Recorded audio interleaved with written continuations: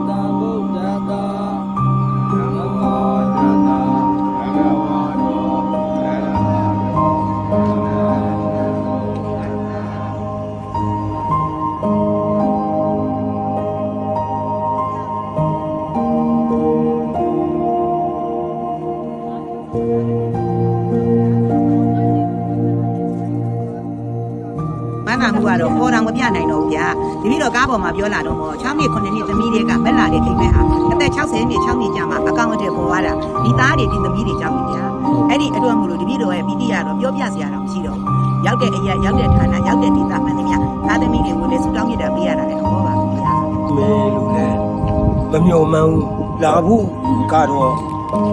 အများကြီးအားတန်တယ်သို့တော်လည်းဒီလိုစိတ်စိတ်မဲမဲရောက်လာနိုင်မယ်လို့ဟုတ်တယ်ဒီနေ့မှတင်တာဟိုနေတော့ဝမ်းသာစရာပေါ့နော်ဦးဇင်းတို့လည်းဘေးကကြည့်ရတာလမ်းကြီးတ